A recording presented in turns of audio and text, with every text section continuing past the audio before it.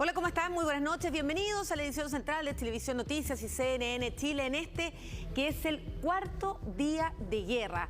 Y partimos, Rafa, esta entrega informativa con un contacto en directo. Estamos en Hungría, en la frontera con Ucrania. Nuestro compañero Daniel Matamala se encuentra en ese lugar. Daniel, ¿cómo estás? Muy buenas noches en este campo de refugiados, por lo que podemos apreciar. Hola, Daniel, buenas noches.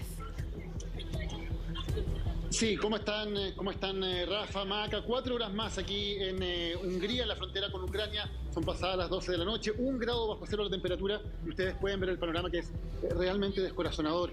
Muchos niños, sobre todo, que están aquí esperando junto a sus familias. Muchos de ellos han viajado junto a una madre, a una tía, a las personas que los pueden acompañar rumbo a la seguridad, huyendo de la guerra. Y en este momento, después de muchas horas esperando, finalmente ha llegado un transporte que esperan que los pueda llevar a un albergue para poder pasar lo que queda de esta noche. La verdad es que las condiciones son muy crudas aquí, 1 grado bajo cero, estaba comenzando a caer un poquito de nieve hace un rato, está comenzando a caer la neblina también, y hay muchísimos niños que están en este momento esperando entonces para poder subir a ese bus que acaba de llegar, ahí lo vemos al fondo, y que debería al fin, después de tantas horas de espera, poder llevarlos a un lugar seguro, un lugar donde puedan tener un alojamiento con un poco más de calor y con condiciones mejores para ellos. Pero la verdad es que es muy, muy difícil el panorama que se está viviendo hasta ahora con la crisis humanitaria, la crisis de refugiados que se ha provocado debido a la guerra. Cerca de 360.000 serían hasta ahora los refugiados que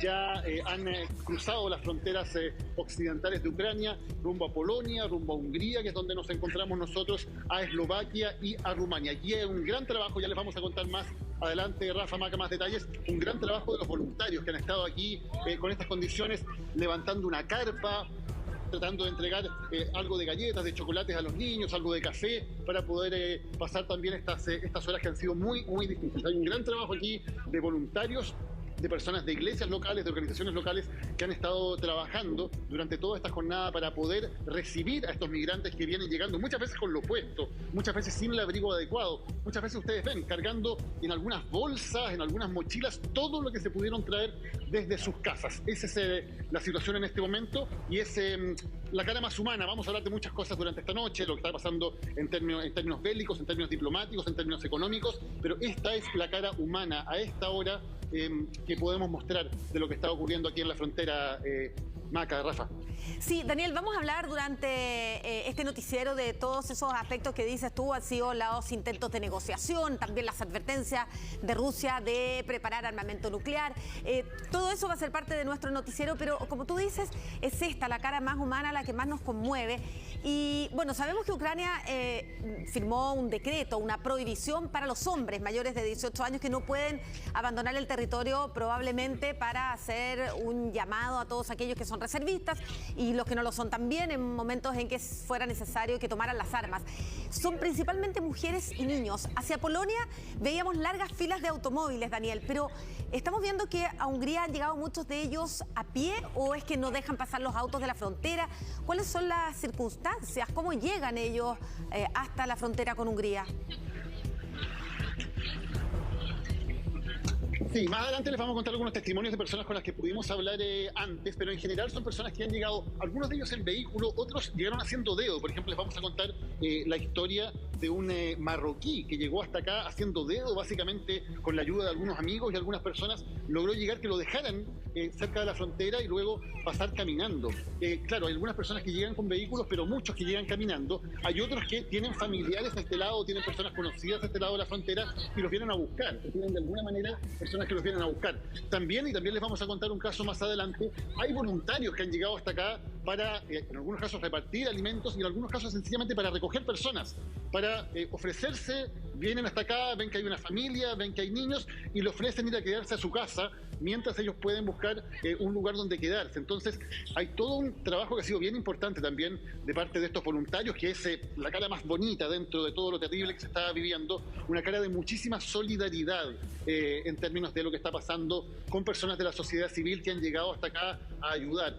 Y también es cierto que a diferencia de otras oleadas migratorias, como lo que ocurrió, por ejemplo, con la crisis de los migrantes, de los refugiados de la guerra civil de Siria, donde se aquí hasta ahora ha primado totalmente la solidaridad, tanto de los gobiernos de Polonia, de Hungría, de Rumania, de Eslovaquia, que en general han abierto las puertas sencillamente a los migrantes, pero también de los habitantes de estos países que han tomado también una postura de mucha solidaridad, de mucho apoyo, y vemos en muchos casos en los poblados cercanos, esta es una zona relativamente despoblada, que hay muchas casas donde se está recibiendo hoy día a estos migrantes, al menos por un par de días, para poder pasar la noche, para poder tener una cama, un lugar para sus niños y poder así establecerse aquí. Daniel, dos constantes en estos episodios de migraciones masivas. El primero es gente que llega con básicamente lo opuesto, lo que pudo agarrar y poner en una maleta, mochila o bolso. Entonces hay que tener esa imagen que tú nos mostrabas: agua, comida, medicamentos, ropa de abrigo, comida caliente, por sobre todas las cosas, con 1 grado bajo cero. Y el segundo, y quizás más importante, la barrera idiomática. En Ucrania o hablan ucraniano o ruso, y no sé qué tanta población ucraniano parlante haya en Hungría. ¿Cómo se ha resuelto esto? Bueno, efectivamente, por ejemplo, que hay muy pocas personas que hablan inglés. Hemos logrado hablar con algunas de ellas durante el día y les vamos a mostrar los testimonios, pero la gran mayoría de las personas aquí no hablan inglés. Hay una población que habla bastante ucraniano, ruso, pero también hay cierta población húngara que vive en la Transcarpacia, que es lo que queda al otro lado de la frontera, entre la frontera y los Montes Cárpatos, la Transcarpacia, donde sí hay una población húngara importante. Entonces, especialmente las personas que llegaron el primer, segundo día, había muchas personas que son étnicamente húngaras, así que volvieron de alguna manera a su país. Pero las personas que están llegando ahora son personas que vienen desde muy lejos. Hablábamos antes con personas incluso que han llegado aquí desde el este de Ucrania, o sea, de la zona que primero fue atacada por las fuerzas rusas, y hicieron todo el recorrido hasta llegar aquí, no solamente a Polonia, sino también para poder llegar a Hungría. Entonces, hay gente que ha recorrido muchísimo, hay gente que ha estado 3, 4 días intentando llegar hasta acá, y finalmente entonces lo han logrado de esta manera. Pero como bien dices tú, Rafa, mucha gente que viene con lo opuesto, mucha gente también que han sido fundamentalmente las mujeres las que han debido trasladarse con los niños, porque está esta prohibición, como bien decía Maca, de que los hombres entre 18 y 60 años que estén aptos físicamente puedan atravesar las fronteras del país. No, tremendo ver la imagen de esos niños, Daniel, justo detrás tuyo, con la parca que probablemente pertenece al papá, el abrigo que probablemente tampoco es de él. Sabemos que hay menos de 0 grados ahí y, claro, arrancaron con lo que pudieron, con lo que había en sus maletas, con lo que cupo en algunos de ellos incluso con atados, ni siquiera son maletas o bolsos, con atados de ropa, y vemos niños ahí tratando de abrigarse con lo que llevaron, con lo que tienen. Hasta ahora tú dabas la cifra, 368.000 según las Naciones Unidas, son los que han huido desde Ucrania hacia distintos países fronterizos, pero se estima que pueden llegar a ser cerca de 4 millones en esta crisis. ¿Quiénes son los que están abandonando Ucrania? ¿Cuándo toman la decisión? ¿Cuál es el futuro que les depara? De todo eso vamos a estar conversando con Daniel Matamala en unos instantes después de esta pausa. Estamos de regreso en esta emisión conjunta de noticias entre CNN y Chilevisión, y restablecemos el contacto con nuestro colega Daniel Matamala en la frontera entre Ucrania y Hungría, en el campamento de refugiados de Berecsuraní. Daniel, nos mostrabas hace pocos minutos la cantidad de niños que hay en ese lugar. ¿Hay algún tipo de instalación, hay algún tipo de recinto especial para ellos, o deben acomodarse junto con los mayores? No, lamentablemente aquí la situación es muy precaria, Rafa. De hecho, la buena noticia, si podemos mostrar acá, es que la mayoría de los niños ya han subido este bus que había llegado, les habíamos dicho, para llevarlos a un lugar a 2 kilómetros aproximadamente, donde por lo menos van a estar bajo techo, de modo que la mayoría de los niños ya están subiendo allí. Pero si nos pueden acompañar para ver cuáles son la situación acá, en la cual han pasado gran parte de esta larga noche. Aquí ya son pasadas las 12:30 de la noche, todavía quedan algunas familias aquí. La verdad es que las instalaciones son tremendamente precarias. Están estas carpas, ahí se pueden ver un poco las carpas, donde hay también algunas instalaciones de primeros auxilios, el agua, claro, algunas bebidas calientes, algo de alimentos, sándwiches, no mucho más que eso, la verdad. Tampoco hay demasiada posibilidad de tener comidas muy calientes, pero hay una instalación de una carpa y acá hay otra. Hay una segunda carpa azul a este lado, donde también se han guarecido las familias durante este tiempo. Pero son carpas instaladas, ustedes ven, ni siquiera tienen piso las carpas, son sencillamente carpas muy, muy básicas instaladas en este lugar. hay algunos baños químicos un poco más atrás, y la verdad es que es eso, prácticamente no hay fuentes de calefacción dentro de las carpas, hace muchísimo frío también, y además no todos, por cierto, tienen la vestimenta adecuada. En muchos casos son ropa prestada, incluso ropa de adultos que se han puesto algunos niños para poder pasar el frío, que es crudo. Estamos en invierno en Europa, en esta parte de Europa continental es absolutamente normal que las noches tengan temperaturas de 1, 2, 3, 4 grados bajo cero. La nieve también es normal. Afortunadamente cayeron algunos copitos hace un rato, pero no se ha puesto a nevar, porque eso hubiera complicado todavía más la situación. Daniel. Pero la verdad es que para el flujo de migrantes, para las condiciones en que llegan, para la falta de abrigo con la que llegan, para lo cansados que llegan, la verdad es que las instalaciones son insuficientes para el drama humanitario que se está viviendo aquí. Sí, quería preguntarte, ¿quiénes son las personas que han llegado hasta ahí, hasta este campo de refugiados?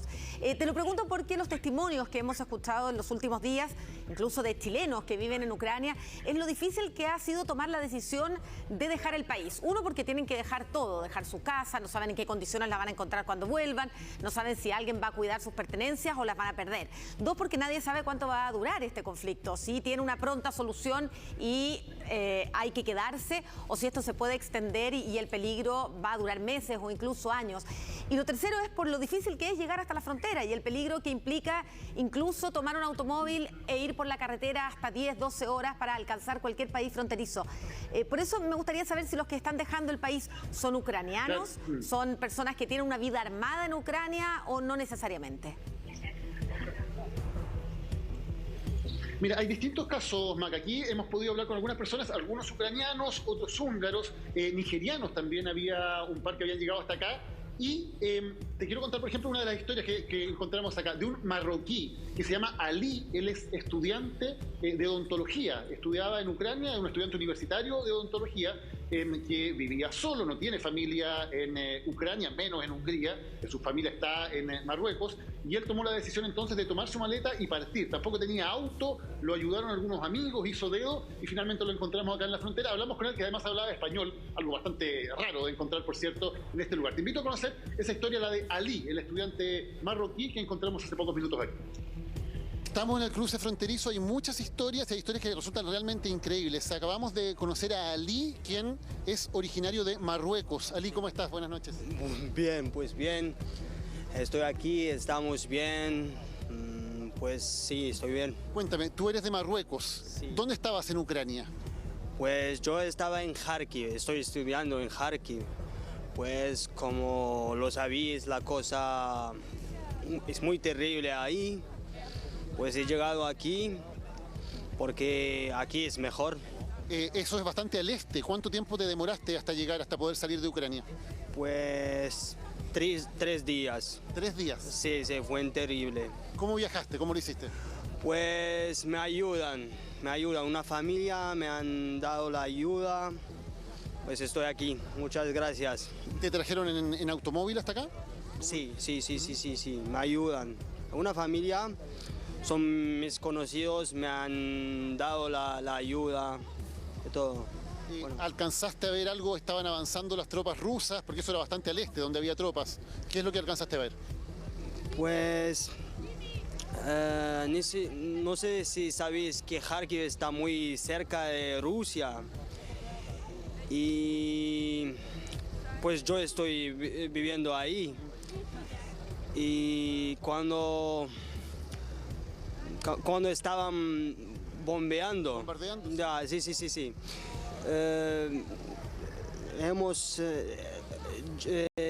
Pues no sé cómo se dice en español. Dilo en inglés, sí. I called my friend and they came to me and they give me help.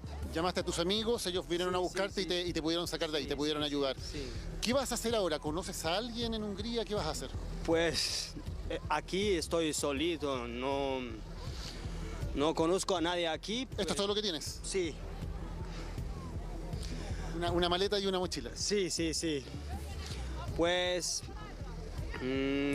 voy a intentar llegarme a Budapest y luego voy a intentar irme a Marruecos.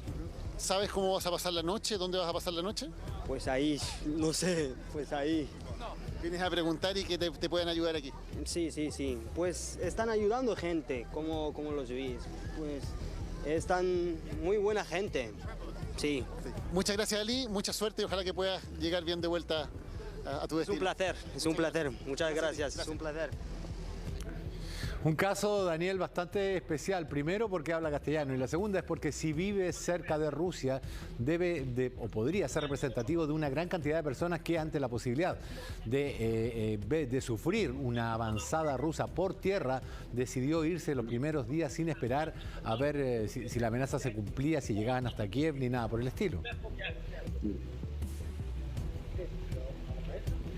Claro que sí, había tremendo temor entre esas personas. Como te decía, los primeros días aquí llegaron personas que vivían más cerca de la frontera, pero hoy ya encontramos gente que realmente había hecho enormes recorridos, de varios días incluso, para llegar a este lugar. Otra de las personas con las que conversamos es María, que sí es ucraniana. Ella también hizo un recorrido de algunas horas, un poco más breve, porque tenía medios de movilización y además tenía familia que la estaba esperando al otro lado de la frontera. Y ella nos contaba con bastante orgullo de su padre. Nos decía que su papá es médico, que ya durante el conflicto del año 2014, cuando Rusia anexó Crimea y además fue el conflicto de los separatistas en la zona oriental de Ucrania, él ya se había enrolado como voluntario, como reservista en las filas del ejército ucraniano y dijo, mi padre se quedó porque fue a pelear y en este momento está en Kiev peleando por la defensa de la capital ucraniana. Eso nos contaba María, que es otra de las personas que llegó hasta aquí, con la que conversamos en este campo de refugiados en la frontera entre Hungría y Ucrania. Estamos aquí con María, que viene recién cruzando la frontera esta noche. María, welcome here to Hungary. Bienvenida a Hungría. Tell us, where are you coming from? ¿De dónde vienes? I'm coming from Kharkiv. It's near the border of Russia. Yes. Vengo de Kharkiv, que esté cerca de la frontera con Rusia, nos dice. ¿A quién dejaste allá? ¿Quiénes quedaron allá? Who from your family is still there in Ukraine? My father is still in Ukraine. He is a doctor. He'll be fighting for our country in Kiev. I think in few days he will go there, and I'm real proud of him. Dice que él es doctor, que va a estar luchando en Kiev, que se ha unido a la resistencia en Kiev y que ella está, por cierto, muy orgullosa de él. ¿Cómo llegaste hasta aquí? How was your trip to come here to Hungary? It was quite hard and stressful, but not so long as I expected to be, because I think it took around 3 hours. It's okay. Fue difícil, fue estresante, pero no fue tan largo como hubiera esperado. How many hours? 3. 3? 3, 4, I think so. 3 o 4. What are you doing now? Where are you spending the night? ¿Qué vas a hacer ahora? ¿Dónde vas a pasar la noche? My friend will pick up me soon, I think in 2 hours. And I'll go to their home, and then I will go to my mother in Turkey. My mother not Turkish, but she with my brother there right now, because they managed to escape before the war started, and now I'm coming to my friends and then to my mom and brother. Ahí está, entonces dice que la vienen a buscar en 2 horas más un amigo y luego va a poder ir luego a casa de familiares. Thank you very much, Marian. Thank you.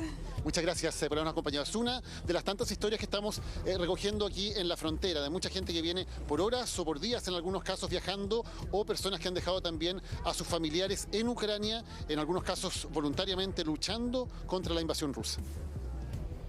La historia era de María, que nos muestra quizá uno de los aspectos más dolorosos de la guerra, que es la división de las familias. Lo hemos visto en numerosas imágenes, padres que se despiden con dolor de sus hijos, parejas que se despiden cuando algunos de ellos, principalmente mujeres y niños, deciden abandonar el país y los hombres se han quedado para defender su patria. Tenemos numerosas historias de civiles que, tal como la pareja y los padres de María habían decidido defender a su país. Vamos a verlo más adelante en el noticiero. Pero lo otro que me llama la atención, Daniel, es la hospitalidad con que han actuado principalmente las personas comunes y corrientes, tanto ahí en Hungría, lo hemos visto en Polonia, en los distintos países fronterizos, quienes han huido de la guerra, al menos tienen un recibimiento muy cálido. Sí, ha habido mucho de esa solidaridad. Te contábamos de los voluntarios que están trabajando aquí más organizadamente, digamos, en estos grupos que dependen de organizaciones como la Cruz Roja, como iglesias locales también. Pero también hay personas comunes y corrientes que sencillamente decidieron tomar su auto, venir a la frontera, comprar abarrotes, comprar productos, traer cosas para poder repartir y poder llevarse a personas a sus hogares, poder llevarse a familias, especialmente con niños, a sus hogares. Algo de eso les vamos a mostrar en el siguiente material con uno de esos voluntarios que encontramos aquí, que había llegado y que estaba ofreciendo espontáneamente su ayuda a las personas que cruzaban la frontera. Esta es la situación en el principal centro de acogida de la frontera entre Hungría y Ucrania. Como vemos, muchas familias, fundamentalmente mujeres y niños, vamos a hacer el espacio aquí, porque en este momento ellos, por ejemplo, se están subiendo a esta van que los va a trasladar a un centro de acogida en la ciudad. Esta es la frontera y desde aquí, por lo tanto, las personas reciben las primeras atenciones, primeros auxilios si es necesario, café, frutas, galletas para los niños y luego los voluntarios los van llevando entonces hacia los distintos puntos de acogida. Es un éxodo que mayoritariamente es femenino y también de niños. Son familias enteras, como vemos aquí, que se han trasladado hasta la frontera buscando un lugar donde poder tener un lugar seguro ante el avance de las fuerzas rusas. Muchas mujeres solas con niños porque muchos hombres se han quedado combatiendo al otro lado de la frontera. Y también hay voluntarios, hay personas que desde Hungría se mueven hasta aquí para ayudar a las personas. Tú eres un voluntario que viene a trabajar aquí. You are a volunteer and you are here helping. Yeah, just today I came from Debrecen, brought food supplies from my own money. Hoy vengo de Debrecen, nos dice, que es la segunda ciudad más importante de Hungría, y con mi propio dinero he comprado algunas cosas. What do you buy? What are you drinking? Oil, rice, tea, coffee, and things like this. Compré petróleo, arroz, té, café, cosas para poder entonces ayudar a quienes están acá. Why are you doing this? ¿Por qué estás haciendo Because esto? I'm happy because there is a family and I will bring them to Debrecen. Dice, ahora estoy muy contento porque aquí hay una familia y los voy a llevar a la ciudad. ¿A quién vas a llevar? Who are you? There. Vamos a acompañar a ver cuál es la familia que este voluntario ya va a poder entonces trasladar a su ciudad. There's their whole life. Ahí está, me dice, tienen niños y tienen su vida completa ahí en esas pocas bolsas, entonces es una familia que tiene su vida completa. Little half for me, but for they, it's a lot. Para mí, nos dice, es solamente una pequeña ayuda, para ellos significa muchísimo. Thank you very much. Thank you. Muchas gracias por habernos acompañado. Ahí están entonces también estos ejemplos de pequeños gestos de heroísmo, pequeños gestos de ayuda de voluntarios que se han conmovido en Hungría y que han llegado aquí entonces para ayudar a las familias a poder tener hoy, en esta noche fría, un lugar donde poder dormir, donde pasar la noche y luego poder comenzar a rehacer sus vidas. La cara más positiva, las historias de solidaridad que aparecen en estas situaciones. Te cuento, Daniel, que acabamos de recibir cifra oficial por parte del Ministerio de Salud de Ucrania. 352 son las personas fallecidas en este conflicto desde que se inició la ofensiva militar rusa. Quería que conversáramos respecto a la luz de esperanza que se ha abierto en el día de hoy, Rafa. El presidente ucraniano Volodymyr Zelensky ha aceptado enviar una delegación para negociar con Rusia.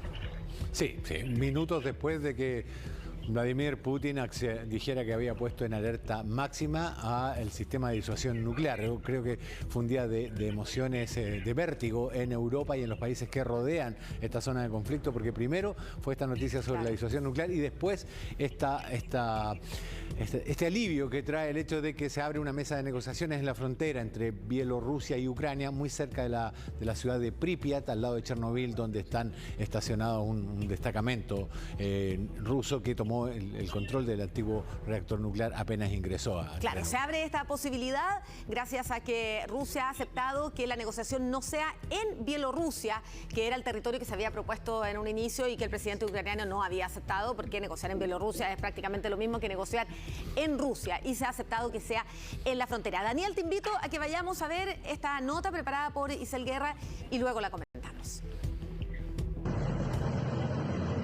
Hace solo unos días en este lugar, Rusia dirigió un ataque para controlar Chernóbil, pero ahora esta zona, ubicada en la frontera entre Ucrania y Bielorrusia, se convertirá en el escenario de las negociaciones de paz cuando ambas delegaciones se reúnan a dialogar cerca del río Pripyat. Realmente no creo en el resultado de esta reunión, pero dejemos que lo intenten, para que más tarde ningún ciudadano de Ucrania tenga dudas de que yo como presidente traté de detener la guerra, cuando había incluso una pequeña posibilidad. Pese a que no hay una fecha concreta sobre la mesa, CNN informó que las negociaciones serán este lunes en la mañana. Ventana de esperanza para algunos, conversaciones muertas para otros. Los diálogos se llevarán a cabo sin condiciones previas y con garantías de seguridad. Y es que durante las conversaciones, todos los aviones y cohetes bielorrusos permanecerán en el suelo. El hecho de que Rusia esté listo para sostener un diálogo sin condiciones previas, sin ultimátum, sin demandas hacia Ucrania, es ya una victoria para Ucrania. Ucrania aceptó los diálogos a regañadientes y es que el gobierno de Zelensky no quería ir a negociar a Bielorrusia. La reticencia al aliado del Kremlin no es sorpresiva. Kiev acusa a Minsk de ser el cómplice de Vladimir Putin en la invasión.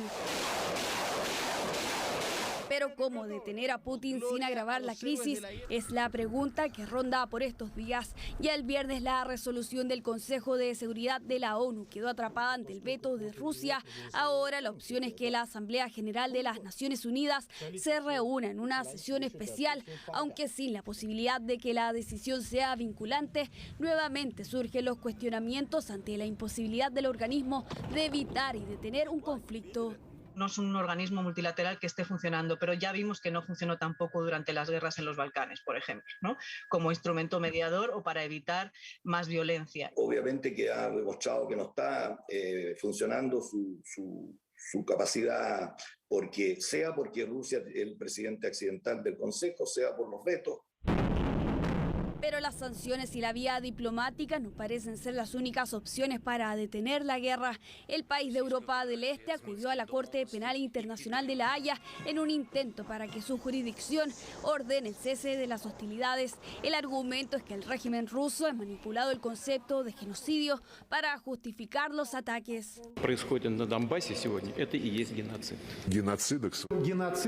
Putin reconoció la independencia de las provincias separatistas del Donbass, acusando al país vecino de llevar a cabo matanzas en estas zonas.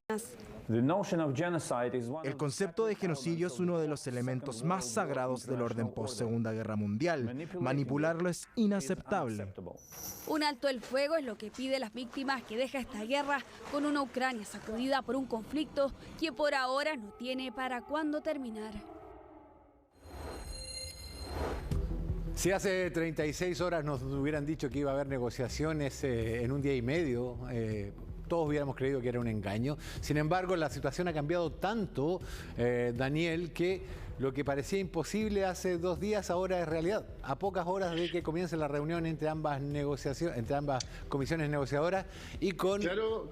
Adelante.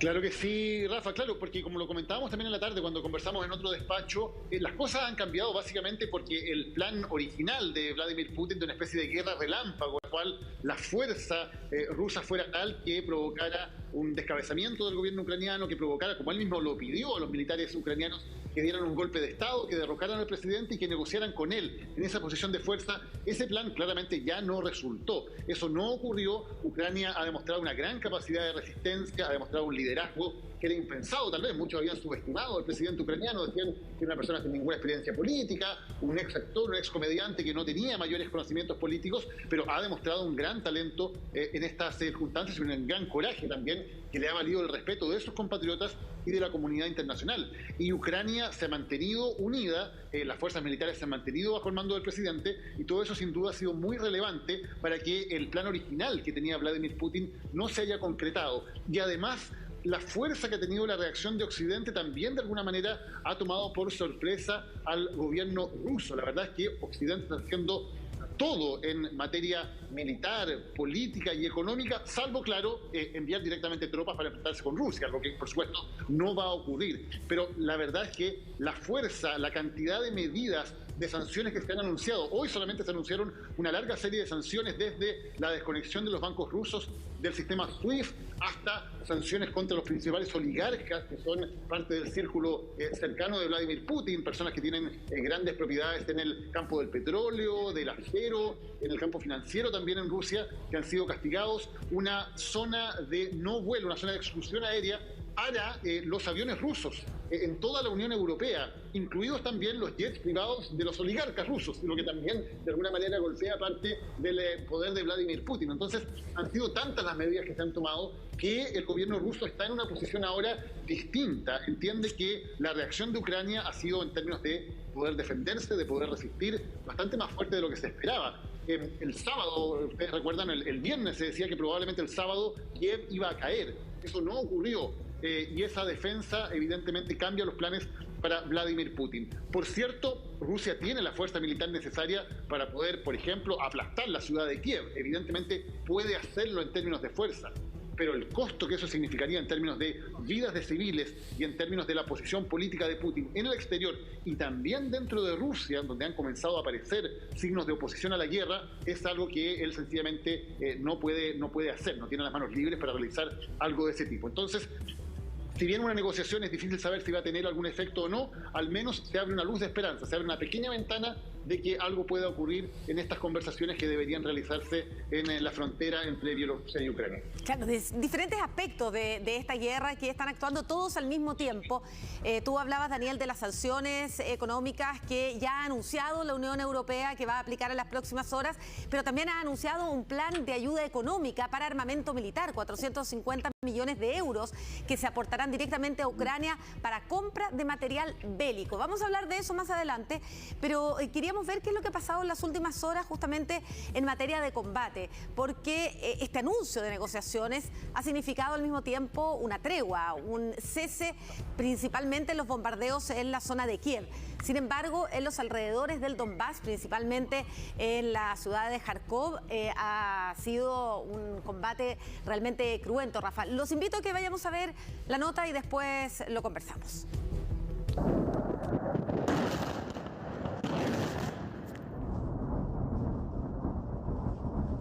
Cuarto día de guerra y el fuego no ha cesado en Ucrania. Kharkov fue esta vez el campo de batalla.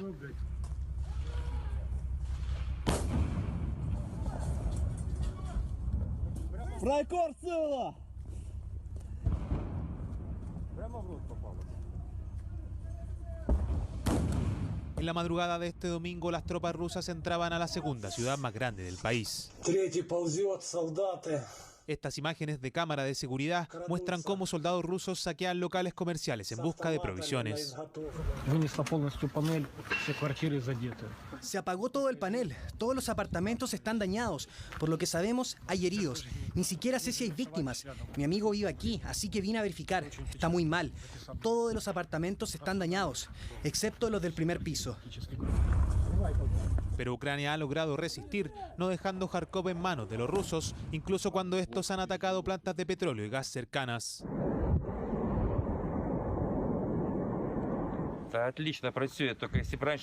El ejército ucraniano lo está haciendo muy bien, pero desearía que hubieran comenzado a repartir armas antes, junto al edificio del circo.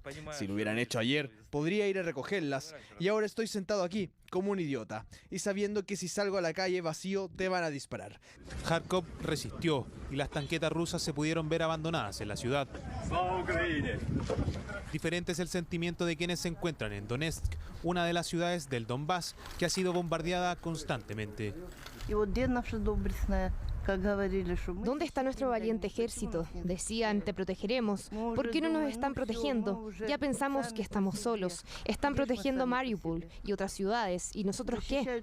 Estamos aquí mientras somos bombardeados todos los días. Y es que la desprotección de los civiles en esta guerra no extraña. En diversas ciudades de Ucrania se ha dejado caer la ferocidad de la misma.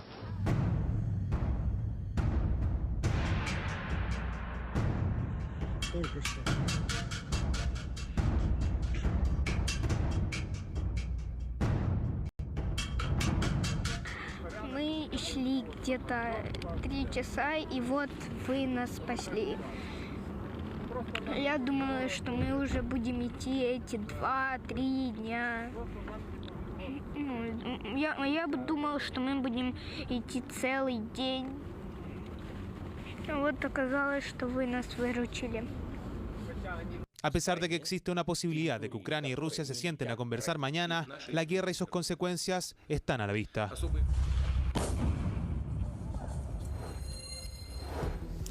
Decíamos, Daniel, que en pocas horas podría haber esta negociación tan anunciada en la frontera con Bielorrusia, aunque el presidente de Ucrania tenía bien pocas esperanzas en que esto pudiera dar algún resultado. Con los que tú has podido conversar ahí en la frontera, ¿están pendientes de este tipo de acercamientos que pudieran tener alguna salida pacífica a esta guerra, más bien acercándose a lo diplomático? Sí, había mucha preocupación. Las personas además preguntaban, ¿no? Más o menos qué es lo que estaba pasando, si era cierto que había una tregua. Porque claro, el miedo que hay y también las distintas fuentes de información es bastante patente en las personas que llegan hasta la frontera. Mucha información acerca de dónde estaban los rusos, por dónde estaban atacando. Muchos estaban preocupados además, y nos lo decía una de las personas también que entrevistamos, que le preocupaba que desde Chechenia también llegaran tropas a apoyar, porque tenían una fama de ser mucho más despiadados en la forma de tratar a la población civil. Entonces había mucho rumor, mucha especulación, muchos comentarios y también cierta esperanza de que de alguna manera esta negociación significara al menos una tregua.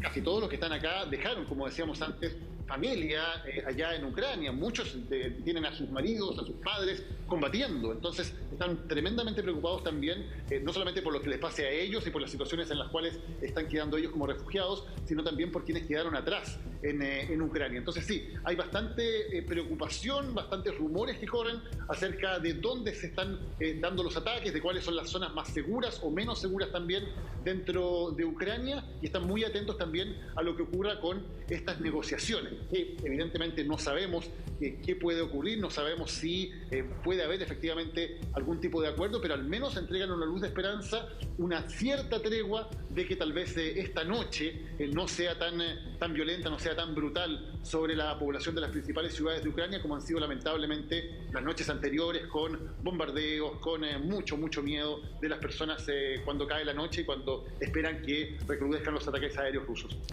Sí, claro, ya lo veíamos en las imágenes, los hombres no están entre esos refugiados que llegan porque la ley ucraniana los dejó encerrados en su territorio, no encerrados, sino que prohibió salir a los mayores de 18 hasta los 60 años porque hubo una leva, un llamado a formar parte de las tropas irregulares apoyadas por el gobierno y aliadas del ejército para resistir al ataque de las fuerzas rusas.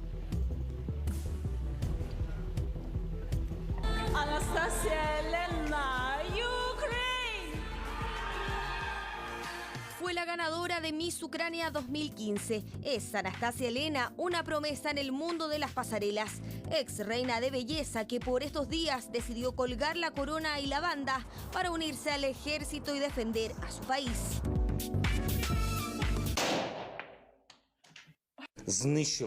Cada ucraniano necesita recordar una cosa: si puede detener y destruir a los ocupantes, hágalo.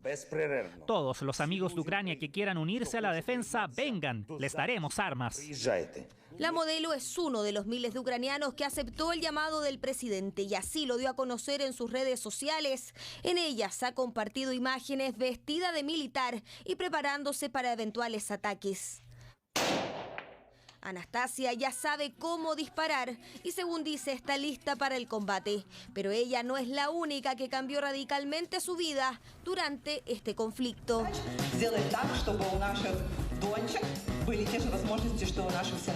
Kira Rudik es una parlamentaria que, como muchos de sus compatriotas, decidió quedarse en el país. Actualmente permanece en Kiev, donde, como muestra, optó por armarse para hacer frente a los ataques rusos. Yo estoy armada y tengo mi grupo armado. Además, tenemos cientos de personas en el territorio de defensa que también están armados y ellos van a pelear por cada centímetro de suelo ucraniano, de suelo de Kiev, ahora mismo. Solo quiero vivir en nuestro país y eso es todo. Mujeres que, aunque no es obligatorio para ellas, dejaron todo para unirse a las Fuerzas Armadas y ponerse a disposición para defender el territorio. Una decisión que no fue fácil y que hoy las tiene desplegadas en masa en las calles. Quiero unirme al ejército, quiero luchar, quiero vivir en mi tierra, en mi Ucrania y en paz. In my peaceful Ukraine. Una paz que se ve lejana con bombardeos y enfrentamientos constantes en distintas localidades del país. Un escenario que ha dejado zonas devastadas y que impulsó a cientos de personas, como a este joven parlamentario, a salir a luchar. Tenemos bombardeos, tenemos combates, tendremos más. Los rusos no se van a rendir. El punto es que todos estamos aquí para ayudar a nuestro país a sobrevivir. Por eso, además de las armas, el mismo gobierno ha utilizado sus propios medios oficiales para guiar a los ciudadanos a cómo actuar para enfrentar a las tropas rusas. Bombas Molotov hechas en casa o barricadas con sus autos son parte de la preparación de la defensa territorial. Apoyo a la defensa territorial. Incluso estoy considerando unirme a ellos, aunque ya no soy tan joven, pero me uniré a ellos si es necesario. Me uniré a ellos. Me quedaré en Kiev. Esta es nuestra tierra, nuestro país. Miles de armas entregadas las últimas horas y una población con adultos mayores, una reina de belleza y parlamentarios, entre otros, que sin mayor preparación están dispuestos a hacer la resistencia con tal de proteger sus hogares. A ver, lo habíamos conversado antes, Daniel, cómo hoy día las fuerzas rusas están paradas, acantonadas frente a Kiev, y las posibilidades son dos: o un ataque aéreo masivo estilo Grozny que aplane el centro de la ciudad, poco probable por lo demás, o una entrada con tanques e infantería que la protejan, que es una pesadilla en términos militares. Por eso la gente armada con esas diferentes versiones de la K-47, un fusil muy fácil de usar, hay que decirlo, muy simple en su construcción y manejo, podría ser tremendamente complicado para los rusos, y las Molotov se usarían contra los transportes de personal. Eso, la perspectiva de pelear casa por casa, edificio por edificio, calle por calle, contra fuerzas regulares e irregulares que se muevan, es lo que desazona completamente al mando ruso con miras a esta toma final de Kiev.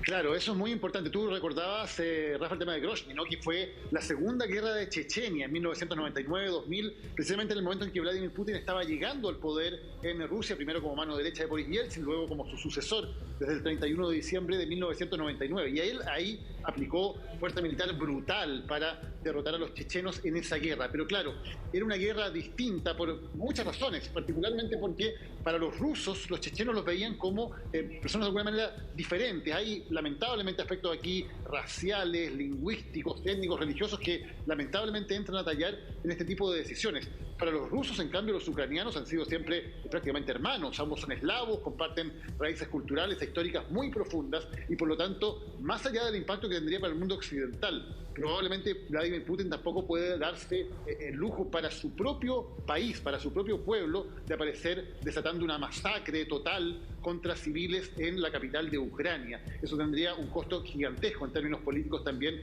para él. Entonces, la verdad es que las opciones que tiene no son tan claras.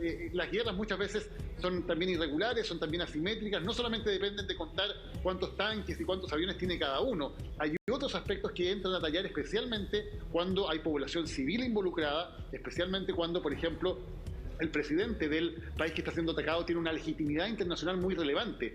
Lo hablábamos también antes, en muchos casos en estas guerras, lo primero que se hace son operaciones de decapitación, vale decir, intentar asesinar a los principales líderes de modo de decapitar el gobierno y así evitar que el país invadido pueda seguir resistiendo. En este caso eso tendría un costo de nuevo altísimo, porque el presidente de Ucrania es un presidente civil, democráticamente elegido, muy popular en su país y que se ha convertido además en una especie de héroe internacional internacional, y eso de alguna manera le da cierta inmunidad. Él lo decía el presidente ucraniano: soy el objetivo número 1 de las fuerzas rusas. Claro, pero tampoco es tan sencillo sencillamente intentar ordenar una operación para asesinarlo, porque tendría un costo tremendo también en términos políticos para Putin. Entonces, los temas militares son relevantes, claro. Por cierto que es importante la fuerza que tiene Rusia en términos de tanques, en términos de hombres que puede desplegar, en términos de su dominio del espacio aéreo, es muy relevante. Pero hay otros factores que indudablemente están pesando mucho en el desarrollo de los acontecimientos, especialmente después de que fracasara el plan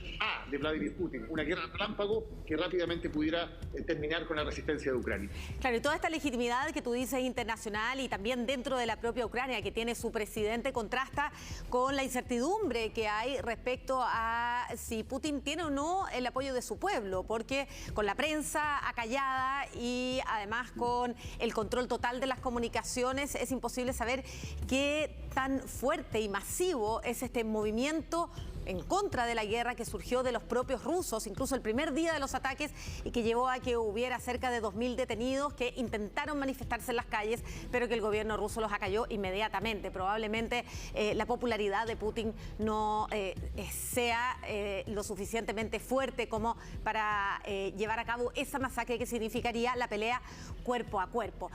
Ucrania ha reclamado que la han dejado sola, principalmente en términos de armamento, en términos de apoyo bélico. Vamos a ver en la siguiente nota cuál es la enorme diferencia de fuerzas que hay entre Rusia y Ucrania.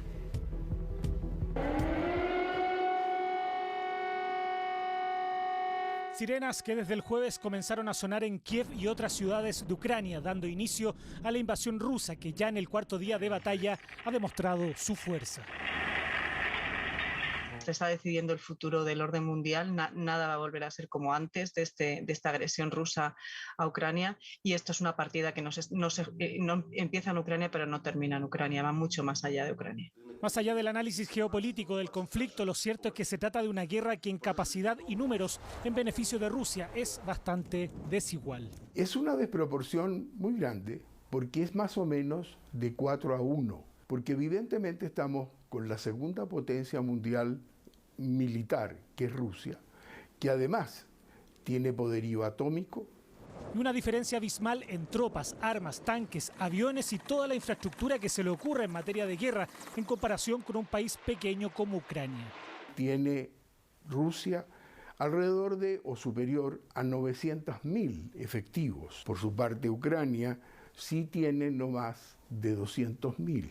En materia de fuerzas aéreas, es mejor ni hablar porque ya las destruyeron los rusos, así que prácticamente no tiene nada Ucrania. De cualquier forma, previo al conflicto, Rusia contaba con casi 1.200 aviones de combate frente a los apenas 124 de Ucrania.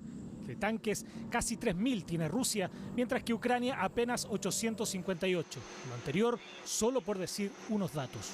En este minuto lo que está desarrollando Rusia es una maniobra en línea exterior. ¿Qué significa una maniobra en línea exterior? Que dado que Ucrania es una protuberancia desde el punto de vista geoestratégico que se inserta en territorio ucraniano y bielorruso, tiene la posibilidad de ser atacado desde el norte, desde Bielorrusia, desde el este, desde el territorio ruso, y desde el sur, desde el mar Negro y de Crimea, que hoy día está en manos de Rusia. Es en parte las estrategias que se barajan desde Rusia en esta invasión que, pese a las diferencias, los ucranianos han logrado dar resistencia para evitar que la capital Kiev caiga en manos del ejército de Putin. La fuerza en este caso del potencial ruso es muy superior al ucraniano, pero Ucrania cuenta con la ventaja de conocer el espacio, que es el terreno donde se está combatiendo, y también controlar muy bien el tiempo. Lo que se está haciendo hoy día es desde las fronteras ir ganando tiempo por espacio al desgastar desde las más largas distancias con sistemas antiblindaje y antiaéreo el avance ruso. Eso ha generado mucho desgaste y ha finalmente detenido el avance de las fuerzas rusas. Lo que en cierto sentido ha dado resultado para evitar ya un triunfo contundente de parte del ejército ruso en esta contienda. Solo por agregar otro dato, Rusia cuenta con más de 1.500 misiles para defensa antiaérea, mientras que Ucrania apenas 81. Está diciendo: yo soy una potencia mundial que puedo tener en jaque al mundo, pero el respaldo y cuánto soy capaz de hasta dónde llegar con eso y qué apoyo puedo tener. Ser una potencia mundial sin ningún apoyo y quedar como un paria internacional sería contraproducente, ¿no es cierto? Un despropósito. que Ucrania hoy día tiene el respaldo de la OTAN desde el punto de vista logístico. Y en la medida que existan flujos de recursos económicos, bastimentos logísticos, armamento y munición hacia Ucrania, eso podría dar ciertas garantías de que Ucrania puede seguir resistiendo en buenos términos como lo ha hecho hasta ahora. Por lo pronto habrá que esperar a ver cómo sigue la escalada de este conflicto, donde no solo la diferencia en armamento puede marcar la diferencia, sino también las estrategias militares en una guerra que el mundo pide que se termine. Estábamos conversando con el Rafa, Daniel, respecto a la dificultad que existe en esta colaboración, esta ayuda que ha prometido la Unión Europea, justamente para tratar de equilibrar las fuerzas en lo militar. Ucrania había reclamado que la dejaron sola. Rafa, la Unión Europea ha dicho que va a entregar 450 millones de euros en armamento, pero la dificultad es cómo eso llega al campo de batalla en un tiempo suficiente como para hacer frente al ataque ruso, ¿no? Sí. Primero hay que ver cómo diablos se organiza la logística para que llegue hasta Kiev y entre a Kiev, que está cercada. El segundo punto es qué tipo de armas le van a dar.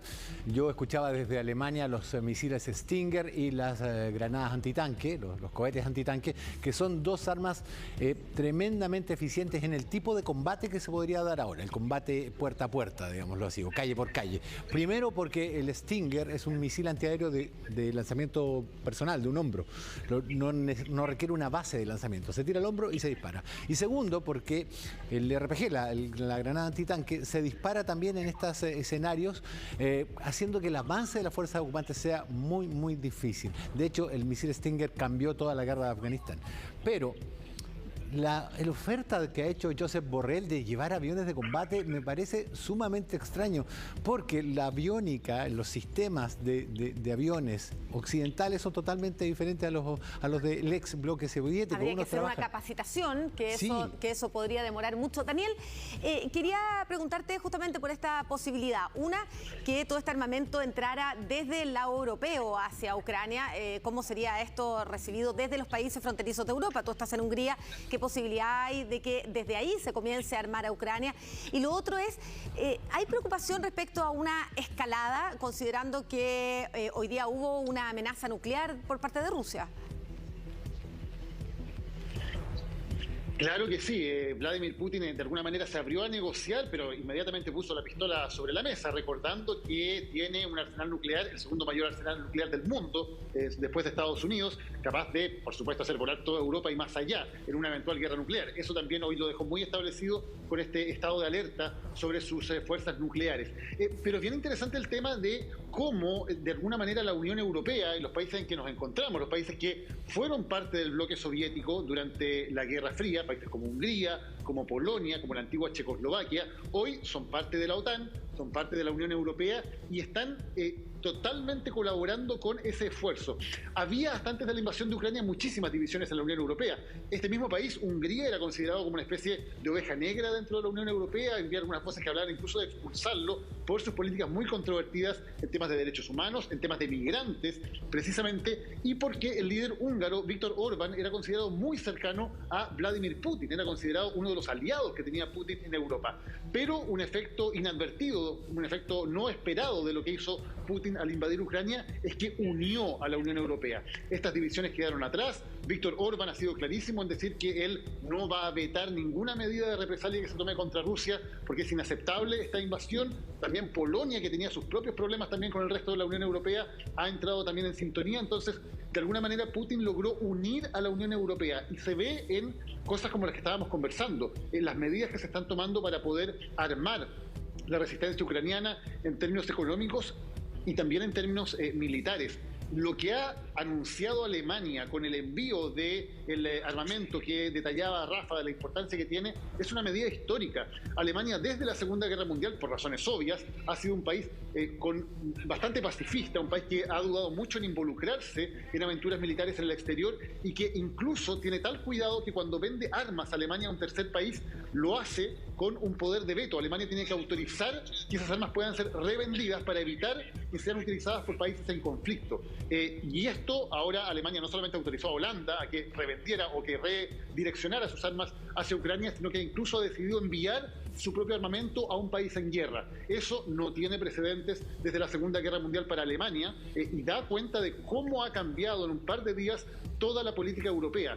porque están viendo una amenaza real, una amenaza que no se veía desde la Guerra Fría. Tenemos los tanques rusos a 200 kilómetros para allá. En este momento estamos en la Unión Europea, estamos en un país miembro de la OTAN y 200 kilómetros más allá hay tanques rusos en territorio ucraniano. Entonces, la amenaza se ve muy cercana, se ve muy directa y eso ha fortalecido, ha cohesionado a los países europeos también para poder hacer una unión, una causa común, una fuerza común frente a Vladimir Putin. Y esa amenaza es tan real como aterradora porque podría incluir armamento nuclear. Decíamos que el día comenzó con esta noticia tremendamente preocupante de que Vladimir Putin había llamado a alerta máxima a los sistemas disuasivos nucleares. Veamos la nota y lo comentamos.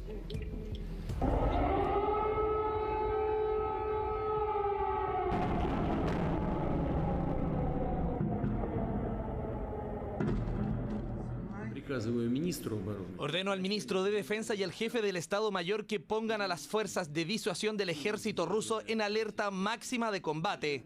Fue la advertencia de Vladimir Putin ante las sanciones de Occidente en su contra tras 4 días de invasión rusa en Ucrania. Un llamado que traspasó un límite marcado hace años, abrir la posibilidad de utilizar armamento nuclear de guerra. Este es realmente un patrón que hemos visto del presidente Putin en el curso de este conflicto, que es la fabricación de amenazas que no existen para justificar una mayor agresión. Lo hemos visto hacer esto una y otra vez. Putin ha intentado por todos los medios posibles provocar miedo al mundo con sus acciones.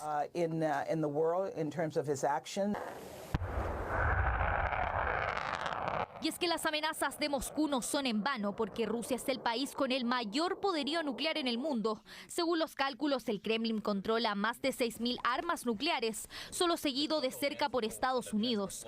Juntos poseen más del 90% de este tipo de armamento a nivel global.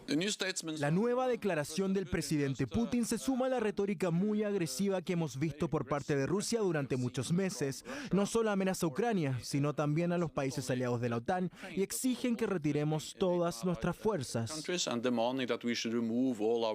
Estos anuncios son realmente muy problemáticos. Manifiestan que Putin no está realmente dispuesto a retroceder en sus demandas de orden política, y alguna de las cosas probablemente que quiere Putin es garantizar precisamente eso, garantizar la seguridad de Rusia mediante mecanismos que son diversos. Evitar a toda costa el ingreso de Ucrania a la OTAN es ahora una de las maneras más próximas de lograr ese objetivo. Pero claro está que sus aspiraciones van mucho más allá. Hay quienes insisten que las intenciones de Putin están volcadas a revivir el poder e influencia que alguna vez tuvo la antigua República Soviética. Creo que está tratando de recomponer áreas de influencia que se le estaban yendo. La discusión es justamente, algunos señalan que está diciendo yo soy una potencia mundial que puedo tener en jaque al mundo. Es la expansión de la Alianza Atlántica la que complica directamente a Putin, por lo que ante la posibilidad de que otros países quisieran también unirse al organismo, el Kremlin fue claro en responder. Es evidente que la adhesión de Finlandia y Suecia a la OTAN tendría graves consecuencias militares y políticas que requerirían que nuestro país tome medidas recíprocas. Desde hace 20 años aproximadamente, más de 20 años, ha reiterado una y otra vez que la expansión con dirección este de la OTAN representa una amenaza existencial, uno podría decir, para la Federación Rusa, y una amenaza para la cual Rusia está dispuesto a utilizar la fuerza. Ímpetu implacable de Vladimir Putin, que más allá de la posibilidad de un diálogo con Ucrania, tiene decidido dar un paso más allá si las cosas no salen como espera, algo que coincide con algo más. Tras 4 días de enfrentamiento, Rusia recién reconoció las primeras pérdidas en su arremetida militar. Todo esto es muy paradojal porque, se dudaba desde el principio de que hubiera un real uso de armas nucleares, pero lo que pretendió ser una demostración de fuerza, esto de poner en alerta máxima el sistema de disuasión nuclear, lo que ha hecho es dar una muestra de debilidad. Nadie hace eso cuando va ganando. Y es precisamente ello lo que hace tener especial expectativa sobre la realización de estas conversaciones de paz con el presidente Zelensky. Daniel.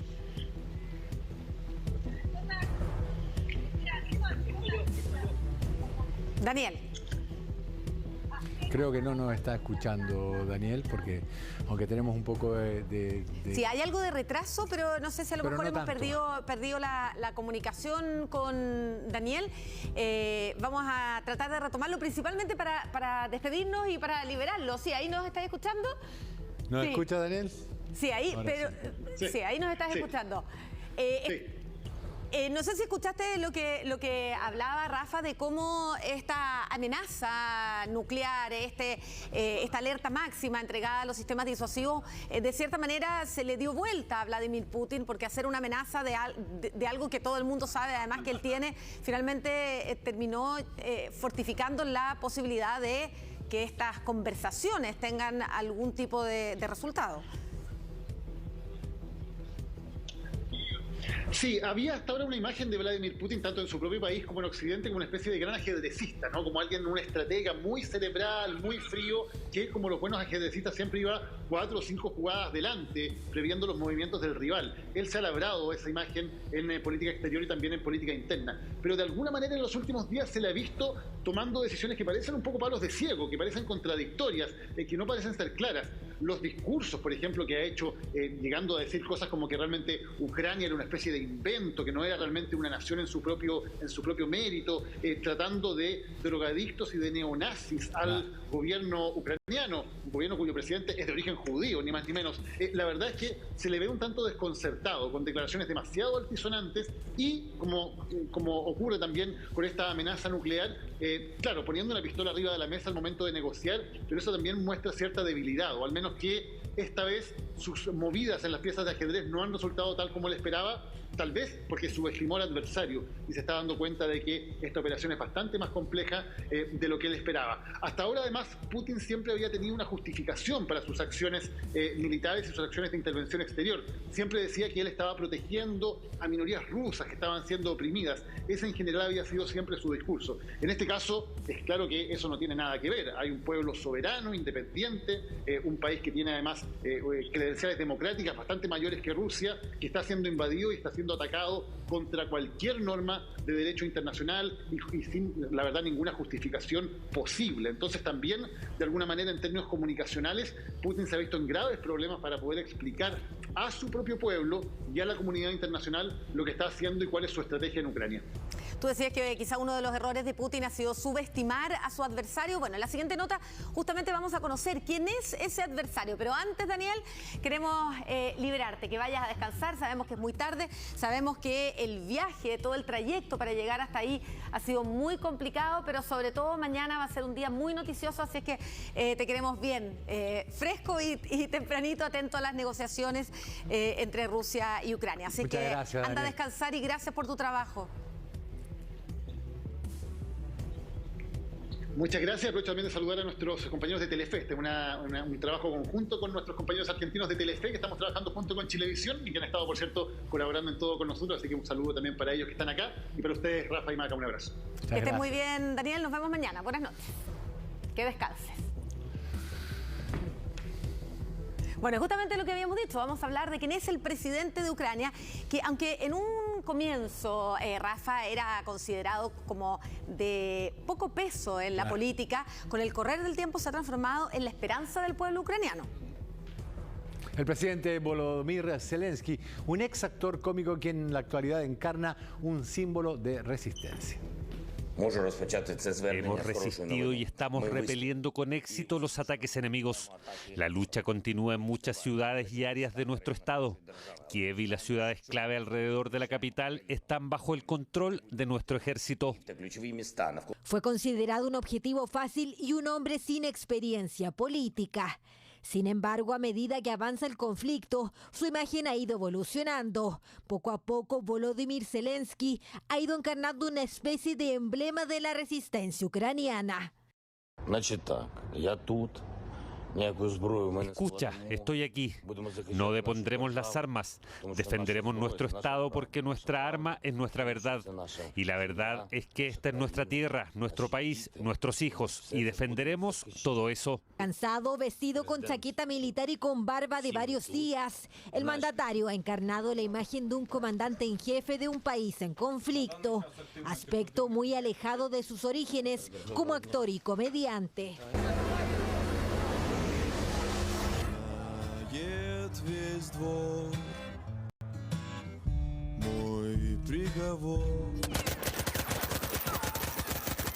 Interpretó a un humilde profesor de historia que se convirtió por casualidad en presidente de la República en la serie Servidor del Pueblo. También disfrutó de los aplausos como comediante. Y luego la realidad superó la ficción y en el 2019 terminó asumiendo la presidencia de la República. Esta es una cara nueva. Nunca he estado en la política. Vengo de negocios limpios de la televisión y del cine. Sin embargo, el gran temor era su poca experiencia política. En la antesala de la invasión rusa, Zelensky era percibido como alguien sin peso para gobernar. Ningún mandatario en ninguna parte del mundo va a contar con suficiente experiencia como para enfrentar un ataque a plena escala de Rusia en todo su territorio. Eso es algo muy extraordinario. Como actor y comediante, ha sabido explotar el lenguaje, el manejo de la televisión y las redes sociales. Los mensajes emocionales que llaman a la resistencia subiendo su moral le han devuelto la popularidad. Bueno, las últimas imágenes que han llegado del presidente Zelensky lo han mostrado en la ciudad, unido junto a su equipo, trabajando para la resistencia y la defensa de Ucrania con sus fuerzas armadas en contra de Rusia. Eso tiene un efecto muy importante porque el deber de todo gobernante, más aún en este caso, es mantener a su población motivada. Zelensky ha conseguido el apoyo hasta de los más críticos por su valor en las últimas horas. Se trata del mismo mandatario que rechazó ayudar a Donald Trump en su empeño de investigar al hijo de Joe Biden. Es la evolución de un mandatario que al inicio de su gobierno fue considerado débil y ahora contra todo pronóstico sigue resistiendo, pero cada vez con más apoyo internacional. Y la travesía de los chilenos por escapar de Ucrania continúa, el combustible se acaba en distintas ciudades también, los alimentos no perecibles y llegar a la frontera es el mayor desafío de los que siguen atrapados en esta guerra. Пацаны, уебало в депо троллейбусный нахуй, горить. El toque de queda empieza a las 7 y ya se supone que hoy día es clave acá en esta ciudad. Incluso, bueno, acá un par de calles más allá estaban enseñándole a la gente cómo hacer bombas molotov, estaban repartiendo armas.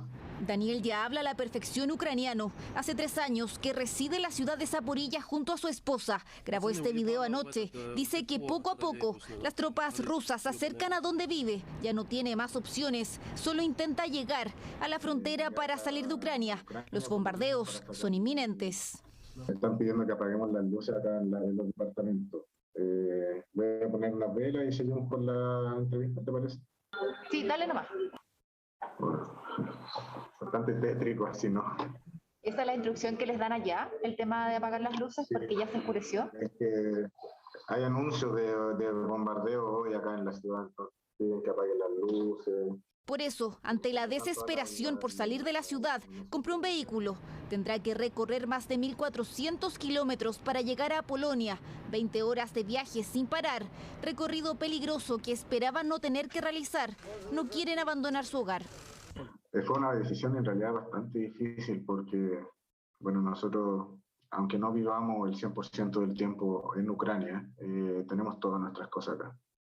Todo nuestro esfuerzo, nuestro trabajo, nuestros aparatos de circo.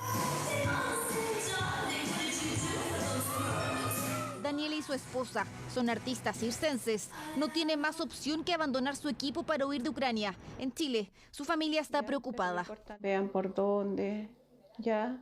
Sí, pues estamos ahora analizando la mejor ruta que podemos tomar.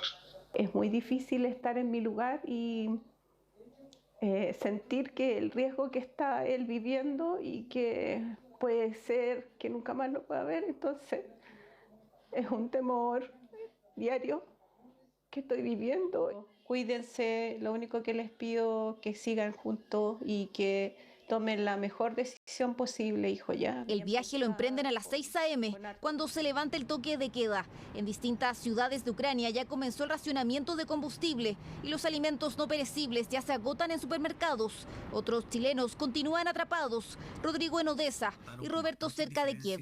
Estamos en este minuto muy asustados.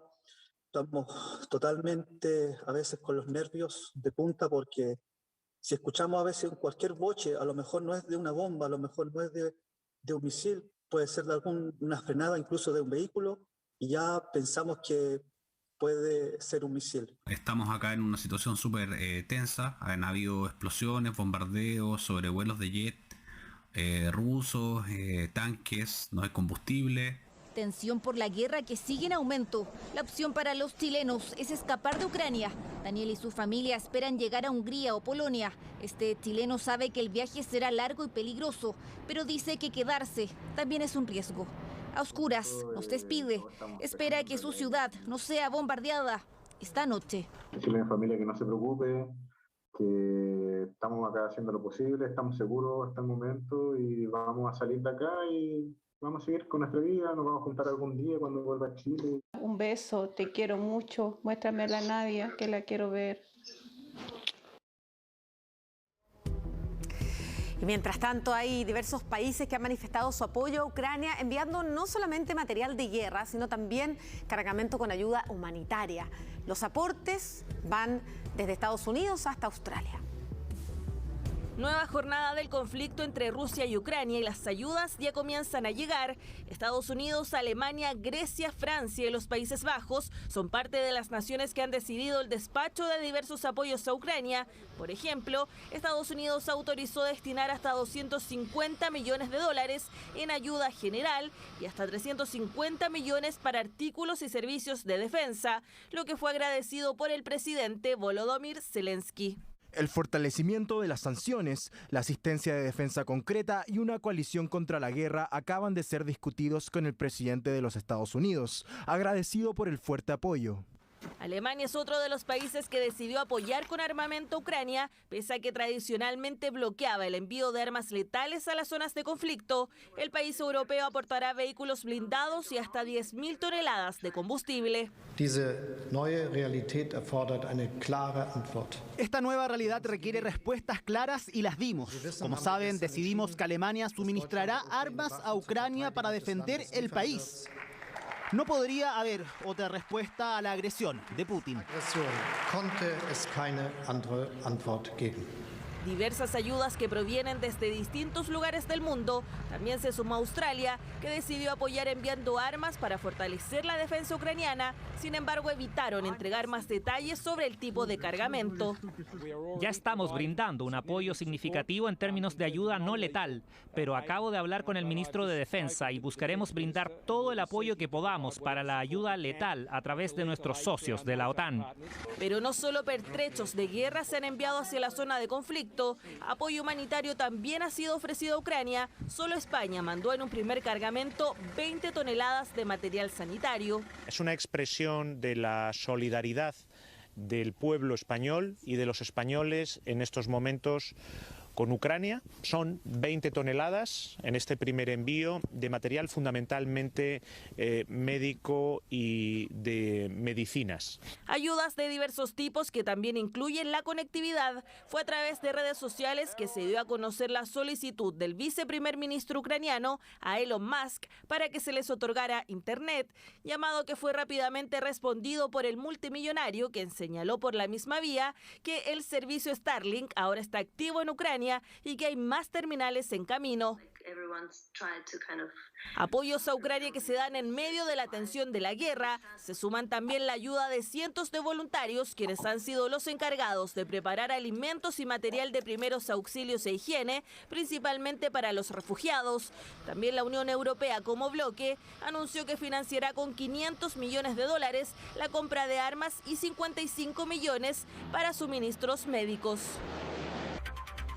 Estamos de regreso y queremos compartir con ustedes imágenes en directo que nos llegan desde Kiev, la capital de Ucrania, que está teniendo una noche en suspenso, con altísima tensión pero sin bombardeos, sin hechos de guerra. Y todo esto a la espera de que en las próximas horas una delegación de Ucrania se acerque a la frontera de Bielorrusia para tener ahí las primeras conversaciones, las primeras negociaciones para una posible salida pacífica con el gobierno de Rusia. Eso ocurriría, según las informaciones que llegan desde allá, en las primeras horas de mañana lunes. Y es por eso que se espera que esta noche sea de tregua. Así que cualquier novedad, cualquier cambio en este escenario, vamos a ir nuevamente con la información que nos llegue desde Ucrania. Pero por ahora queremos recordarles que a partir de las 22 horas estamos autorizados para transmitir programas para mayores de 18 años y queremos dar pie también a noticias de nuestro país. Correcto, porque nuevamente el trébol de Américo Vespucio con la ruta de los Libertadores fue protagonista de otro intento de encerrona. Esta vez, la peligrosa maniobra realizada por el conductor lo salvó de sufrir un violento asalto. Ponga mucha atención a las siguientes imágenes. Sábado por la madrugada y un grupo de inescrupulosos delincuentes paran repentinamente el auto. La táctica, la misma de siempre. Alrededor de 4 antisociales descienden rápidamente del vehículo con armas de fuego en mano. Sin embargo, el conductor apretó el acelerador, casi atropellando a los delincuentes y logró huir del atraco. Todo en el trébol que une la autopista Vespucio Norte con la ruta de los Libertadores, escenario que se ha vuelto habitual para estos ilícitos.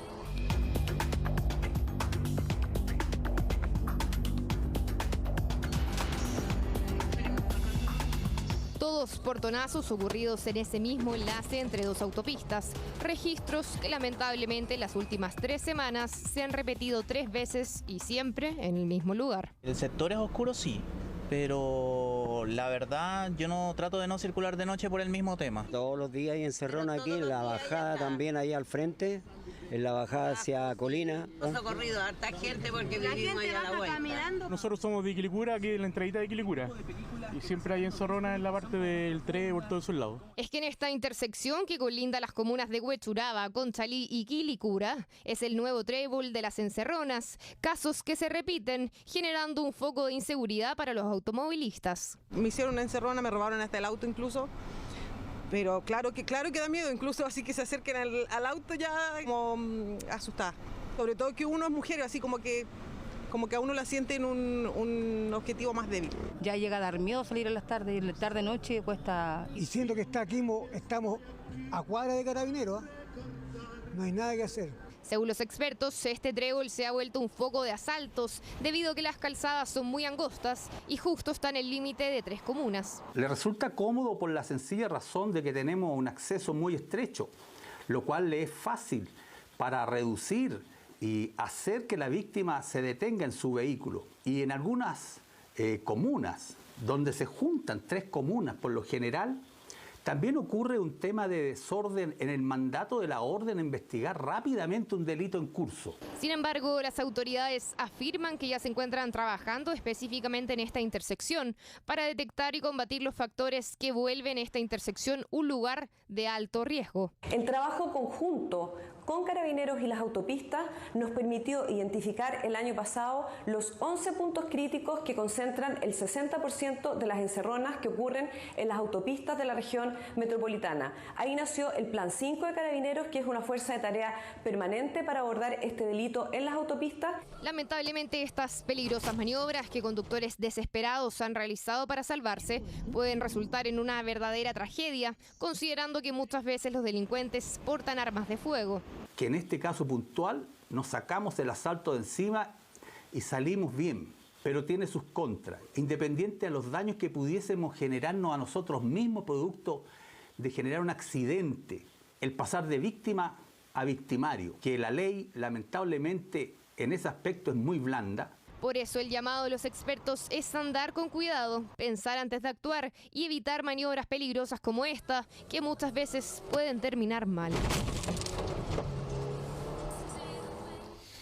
Y polémica han causado registros viralizados en los últimos días que muestran a un grupo de ciclistas transitando a toda velocidad sin respetar las leyes del tránsito e incluso en dirección contraria a los autos en movimiento. Se trataría de una suerte de carrera clandestina que pone en riesgo tanto a los ciclistas como a otras personas.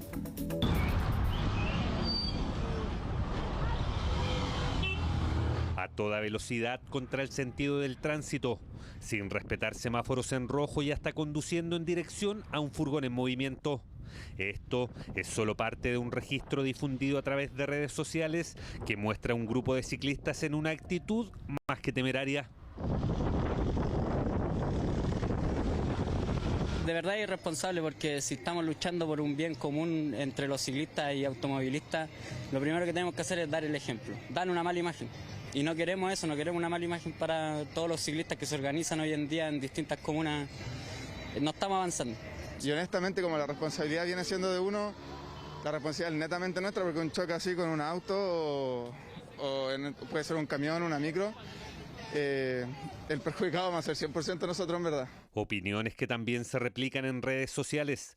Es que solo con ver las imágenes queda claro el peligro al que se exponen quienes realizan estas imprudentes maniobras. Según conocedores del tema, se trata de una modalidad conocida como Alley Cat o gato callejero, y sería una suerte de carrera clandestina de ciclistas en medio de la ciudad. No es algo nuevo, no es algo que no se haya hecho por muchos años. Las escenas del piñón fijo han tenido pics y han tenido bajas, y yo creo que están presentes en el mundo del ciclismo urbano por lo menos desde el 2000.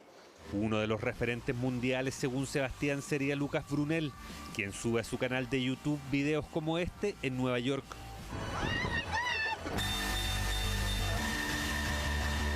De hecho, estos registros de hace 2 años también en el centro de Santiago dan cuenta de algo similar. Algo sabido por algunas organizaciones de ciclistas que manifiestan reparos en esta conducta, pero que sin embargo matizan sus críticas. Siempre hemos apoyado lo que es el manejo, el pedaleo responsable.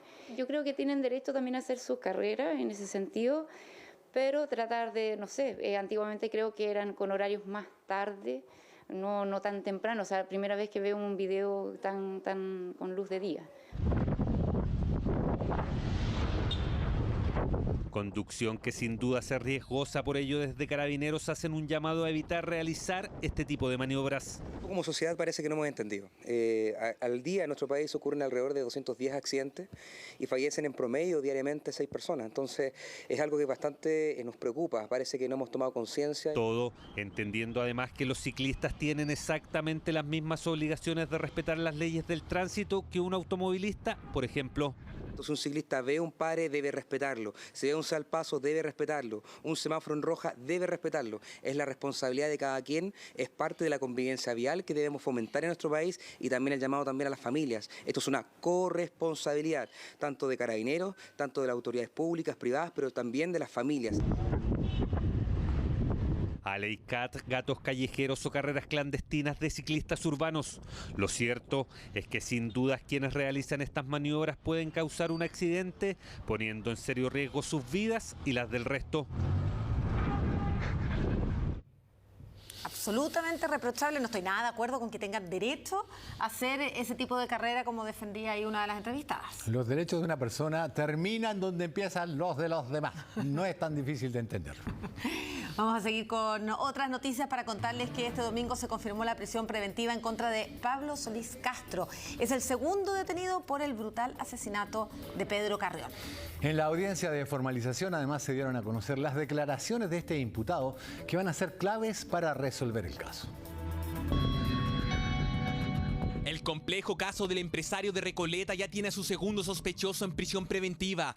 Y es que este domingo en la audiencia de formalización de Pablo Solís se revelaron las que serían sus declaraciones al momento de ser detenido por la policía.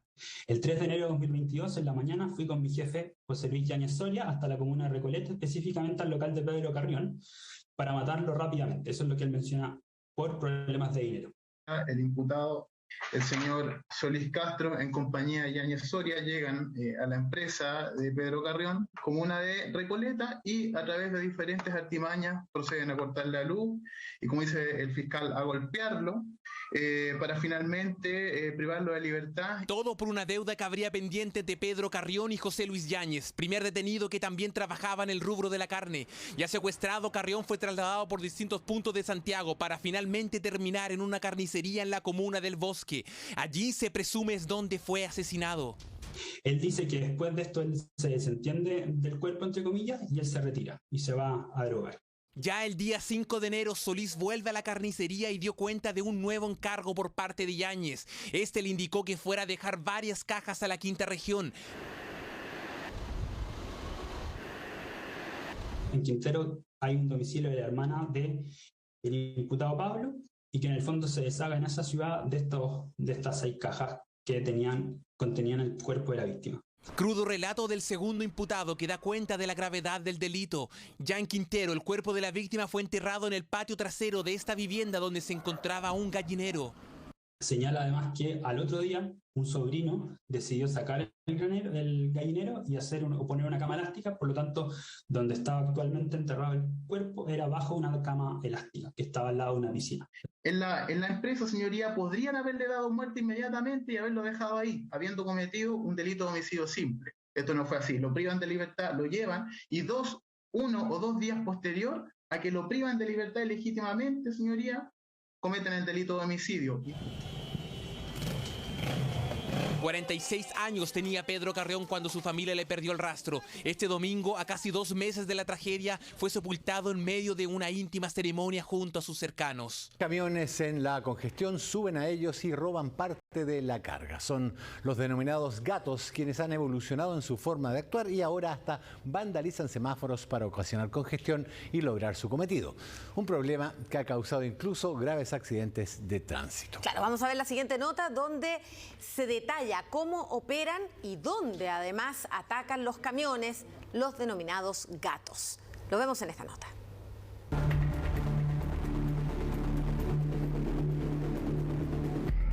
Descaro absoluto, ponga atención a las imágenes. Un camión que disminuyó su velocidad, 2 sujetos que estaban al acecho. Con total calma sacaron las amarras de la carga, subieron al camión y comenzaron a arrojar sacos de papas al piso. Tenían calma, sabían que el tiempo estaba a su favor, que el camión no avanzaría por algunos segundos.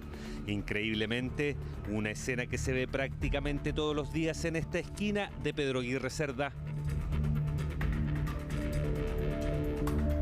Departamental con avenida Cerrillos a metros del acceso a Lo Valledor. Son los denominados gatos que hacen de las suyas, así lo saben los camioneros que a diario llegan a este lugar. Pasa siempre, todos los días se suben, pero no a uno siempre, distintos camiones. Tenemos que estar atentos, digamos, a cualquier movimiento raro o persona extraña, siempre estamos comunicados, nosotros igual trabajamos en familia, entonces siempre hay más de una persona a cargo. En el semáforo, sobre todo los que vienen con sandía, tomate, todo eso, ellos son los que más perjudicados. Por lo mismo, desde la Vega de Lo Valledor dicen, han tenido que tomar precauciones extras a las que ya mantienen en el interior del mercado. Nosotros tratamos de apoyar lo que más podemos con las cámaras que tenemos, sí que tenemos registro porque tenemos cámaras perimetrales, dar ese apoyo a la persona que se haya afectada por este ilícito. Pero también muchas veces sabemos que la persona no prefiere denunciar el ilícito por un tema de tiempo. Pero volvamos al inicio, ya les contábamos que el tiempo juega a favor de los gatos que saben que el camión no avanzará por algunos segundos. Es que no solo esperan la congestión vehicular, sino que ellos mismos la generan. ¿Cómo lo hacen? Son ellos quienes destruyen los semáforos, quienes los vandalizan y justamente es para tener el control del tráfico. Ellos son los que definen detener el tránsito cuando ven alguna víctima, una posible víctima como un camión, como un vehículo particular también. Y así luce este semáforo hace más de 2 años. Según el municipio, desde el estallido social, ha sido vandalizado cada vez que intentan repararlo. Ahora, la caja de control fue quemada en su totalidad, lo que hace más difícil la reparación, que le significaría un gasto a la municipalidad de entre 15 y 20 millones de pesos. Estamos dejando de destinar estos fondos a gasto social, a poder ayudar a nuestras personas en medicamentos, en ayudas técnicas, por ejemplo, catres clínicos, pañales. Hay muchas necesidades en nuestra comuna. Nosotros lamentablemente tenemos que gastar parte de nuestro escaso presupuesto para poder cubrir estos eventos que se podrían evitar. Según el municipio de Pedro Aguirre Cerda, el eje departamental que se extiende entre General Velázquez y la Ruta 5 concentra el 19% de los hechos delictuales que ocurren en esta comuna. como los que se generan con el semáforo en mal estado u otros como la vandalización de buses del sistema público en medio de protestas. Pero otro problema que genera el semáforo en mal estado, además de los robos a camiones y asaltos a automovilistas y transeúntes, son los accidentes de tránsito. Para muestra un botón, imágenes que se hacen habituales en esta intersección.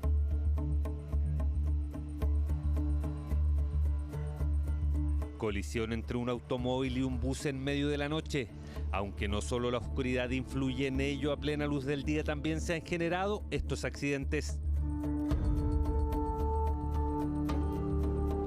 Hemos también golpeado las puertas de la Subsecretaría del Interior y también la del Ministro y al parecer se va a producir una reunión con el Subsecretario Gali y queremos que lleguen medidas concretas para justamente poder hacer que retomemos nosotros el control de esta intersección. Desde Carabineros dicen, han reforzado los patrullajes en el sector para de esta manera controlar los hechos delictuales de esta intersección. Durante los últimos 30 días hemos logrado la detención de 4 personas por el delito de robo, 2 recuperaciones de vehículos con las respectivas detenciones de sus conductores por el delito de receptación y 11 personas detenidas que mantenían órdenes vigentes a través de los diferentes tribunales. El problema, dice el alcalde, es que las penas asociadas a estos delitos son tan bajas que quienes son detenidos vuelven de inmediato a las calles y en muchas oportunidades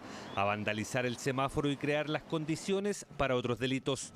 Por ello, expertos aseguran que las líneas investigativas deberían tratar de demostrar esto. La investigación tiene que apuntar necesariamente a determinar que estamos frente a una agrupación de personas que se dedica a romper un semáforo, lograr que se forme este taco para poder luego cometer este robo en el interior de los camiones, subiéndose a los camiones y sacando las especies.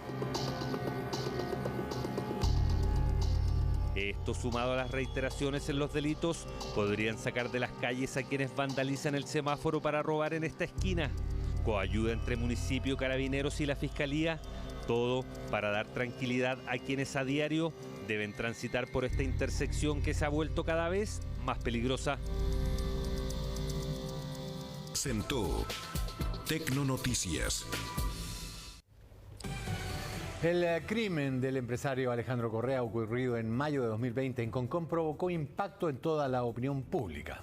Un caso de sicariato donde el autor material está confeso, pero la Fiscalía tiene ahora el desafío de demostrar con pruebas que aquí alguien pagó para mandar a matar. ¿Qué va a pasar en este caso? Mañana lunes parte el juicio y el reportaje es de Marta Escalona.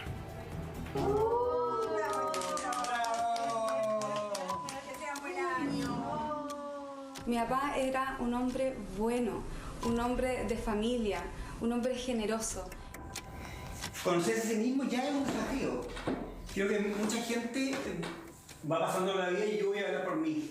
Hasta un momento determinado, a mí lo único que me interesaba era mi negocio, yo era ingeniero comercial, me iba bien. Y sí, ¿por qué ya estás mirando más hacia adentro? Mi señora me decía, porque voy a meditar. Sí, ¿por qué meditar? Bueno.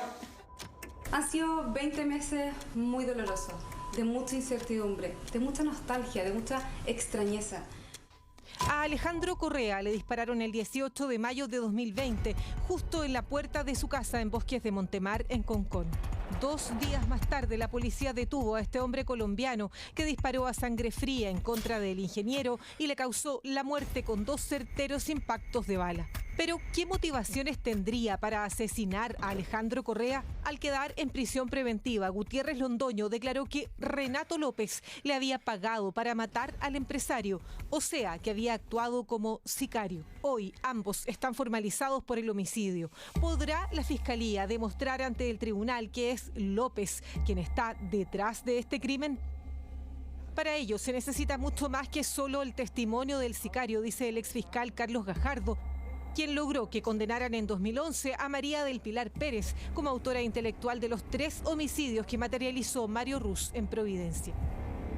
se condena a la acusada María del Pilar Pérez López a la pena de presidio perpetuo calificado, José Mario Ruz Rodríguez a la pena de presidio perpetuo calificado.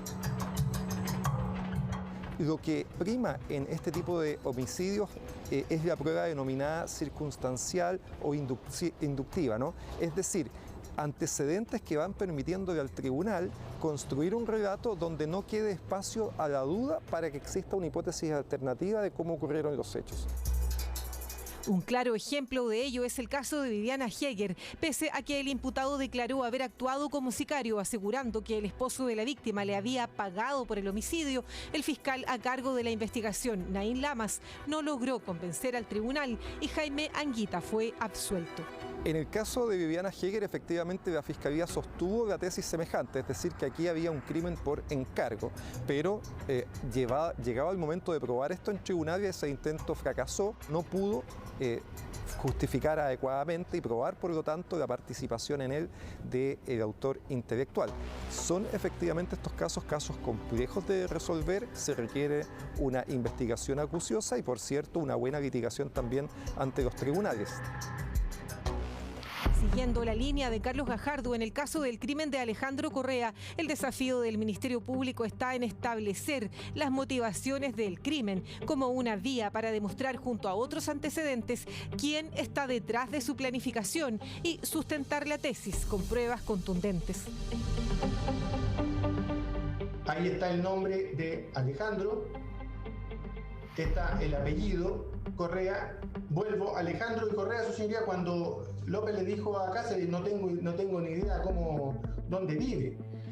Vuelvo, esta es un plano general, señoría, del mismo, con el Bosques de Montemar 1295. El cheque por 6 millones, 27 de abril, se los paga él mismo, en efectivo. Sí. El otro cheque, 4 millones, 21 de abril, se los paga él en efectivo. Y usted, su señoría, se podrá ir dando cuenta de, tal vez ya sin ser perito, de las semejanzas que tienen precisamente vocales, consonantes y números entre estos documentos y precisamente la nota manuscrita. ¿Quién tenía interés efectivo en que este crimen se provocara? Y efectuando esa revisión, el hecho de que una persona de otra nacionalidad, sin ningún vínculo con el señor Correa, hubiera cometido este delito, por cierto, da señales y antecedentes poderosos de un crimen por encargo. Y cuando se sigue esa línea investigativa, necesariamente se va a llegar probablemente a la presunción de responsabilidad del autor intelectual, por cuanto es quien tenía interés en esta muerte. Hasta ahora, la tesis de la Fiscalía es que la disputa por estos terrenos en Quilpué habría gatillado en López la idea del crimen. Esto se sustenta, entre otros antecedentes, en que justo antes de su muerte, la causa civil por la disputa del terreno se suspende y surge al mismo tiempo esta repentina toma ilegal. Estaba intentando tratar de llegar a un arreglo o a un acuerdo respecto del litigio civil. Curiosamente, su señoría, esta suspensión se da en el momento en que fallece Alejandro Correa. Curiosamente, esta ocupación ilegal se da 4 días antes de la muerte de él. Y estos antecedentes, su señoría, revelan precisamente la vinculación que existe entre ambos hechos. Alejandro Correa denuncia la ocupación ilegal justo 4 días antes de su muerte, pero la defensa de López argumenta que este tenía verdaderas intenciones de comprar parte del terreno de Correa. Pagando para tales efectos la suma de 50 millones de pesos por hectárea. ¿Qué fue lo que ocurrió? Estaban analizando la posibilidad de la conveniencia en torno a aceptar dicha propuesta. Por lo tanto, en este caso, para mí representado resultaba de todo importante desde esta perspectiva. Era importante que no falleciera el señor Correa. Pero en una investigación paralela a la del homicidio, la Fiscalía apunta a la posibilidad de que Renato López esté detrás de esta toma. Luis Alarcón, quien lideró en terreno la usurpación, asegura que no, aunque la Fiscalía tiene al menos 10 escuchas telefónicas suyas con Renato López. Nada, eso lo hablan desde la ignorancia y para nada.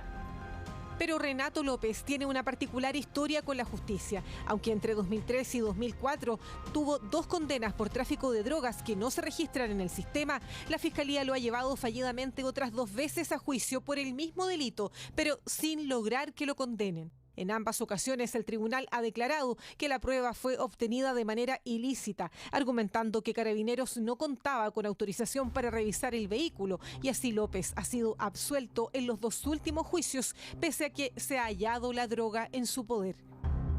Además de los procesos judiciales por droga de los que se ha librado por errores en los procedimientos, Renato López ha estado en la mira de la Fiscalía por la desaparición de su esposa, Rosa Huerta, de quien no se sabe desde el 29 de diciembre de 2009. López fue el último que la vio con vida. La familia de la joven asegura que nunca entregó respuestas creíbles. Dijo, oiga, ¿sabe qué? Me dijo, la Rosa desapareció. Y yo le dije, y estaba con la niña chica al lado. Y yo le dije, ¿cómo que la Rosa desapareció? Sí, pues me dijo, la Rosa no está en ninguna parte. Pero la Rosa estaba contigo, le dije yo. No, me dijo, yo no la he visto. De ese día empezó el calvario para mí, nunca más supe de mi hija. Vino a decir, chuta, encontraron a la Rosa, en vez de él saber, de tener una respuesta, era su marido. Aún estaban casados, tenían una hija, aunque estuviese en proceso de separación, había una hija en común. Por voluntad propia no se fue. ¿Sabe por qué? Porque mi hija adoraba a su bebé, a su hija. Ella adoraba a su hija. Ella no se desaparecía ni un momento si no la estaba llamando. López nunca fue formalizado y la Fiscalía archivó el caso sin resultados. Pero la desaparición de Rosa Huerta nuevamente está siendo investigada. Esta vez gracias a una querella en contra de Renato López que surge en 2020, luego de la imputación por el homicidio de Alejandro Correa. Este lunes 28 de febrero, López deberá enfrentar la primera jornada de juicio oral en su contra, el que podría durar unos 20 días. Nosotros, nuestra familia, en un abrir y cerrar de ojos, se vio envuelta en un mundo que desconocía, que es el mundo del crimen. Y empatizamos con todas aquellas familias que hoy día atraviesan situaciones similares. Este lunes 28 de febrero, López deberá enfrentar la primera jornada de juicio oral en su contra, el que podría durar unos 20 días. Hasta ahora, el caso de María del Pilar Pérez sigue siendo la primera gran investigación de este tipo en el contexto de la reforma procesal penal que consigue condenas excepcionales. Hasta entonces, solo se conocían condenas vinculadas a delitos cometidos en dictadura, como el homicidio de Orlando Letelier. El trabajo que en su momento hizo el ministro Adolfo Bañados para acreditar la participación de Manuel Contreras en estos hechos fue muy semejante al que hicimos en la Fiscalía. De hecho, nosotros nos inspiramos en su trabajo y nos inspiramos en los alegatos que en su momento hizo Juan Bustos para justificar cómo estuvo acreditada la participación de ese autor. Nuevamente con los antecedentes que le señalo, es decir, mediante las presunciones, mediante los indicios, que en los crímenes es la prueba reina para acreditar estos hechos. La familia de Alejandro Correa espera que la Fiscalía logre condenas en contra de todos los imputados. Es una sentencia que no solamente la espera nuestra familia, también la espera la ciudadanía, porque ve cómo hoy día el crimen organizado, los homicidios han ido en aumento. Por lo tanto, acá el Poder Judicial tiene una oportunidad para decir fuerte y claro que aquí no es terreno fértil para el crimen organizado. En el contexto actual, dice Gajardo, es mucho más probable que ello ocurra. Cuando ocurrieron los homicidios de Seminario en el año 2008, efectivamente los crímenes por encargo, los crímenes en que se utilizaban sicarios eran mucho menos comunes en nuestro país y eso genera una serie de dificultades adicionales. La policía tiene por lo tanto menos preparación y experticia para resolver esos crímenes, etc. Hoy día yo diría que han existido más casos y la propia experiencia en casos como el de la Quintrada permiten tener una mejor forma de abordar estos casos. Para Renato López y para Víctor Gutiérrez Londoño, la Fiscalía espera una condena de 20 años de presidio mayor en su grado máximo, como autores del homicidio calificado. Para Melissa Palma, la pareja de Gutiérrez, 15 años como cómplice. Y para Claudio Riveros, quien conducía el auto en que se desplazaron hasta Concón, 10 años como cómplice y otros 5 por porte ilegal de arma y receptación.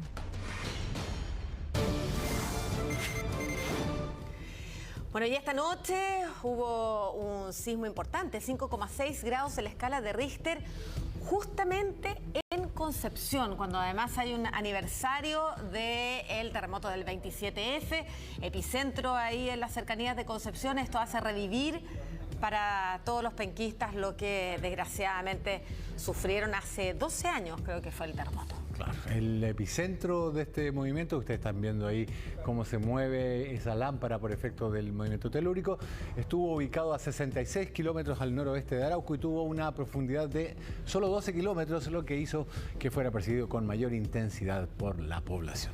Claro, ahí se ve parte de las imágenes que han sido enviadas a través de las redes sociales y que muestran el movimiento, cómo se sintió la mascota ahí un poco impasible. Sí. Más encima ahí con el cono de la vergüenza y teniendo que sufrir movimientos telúricos, terremotos, temblores que nos hacen recordar además situaciones tan difíciles como las que vivimos hace 12 años. Estamos terminando ya las noticias. Queremos agradecerles por habernos acompañado en la edición del día de hoy. Los dejamos invitados porque ya viene un nuevo capítulo de Doctor Milagro. Además, en CNN Chile, Matilde Burgos nos acompaña con CNN Íntimo. Que esté muy bien. Chau, que chau, tengan buenas noches. Hasta mañana. Gracias. Chao.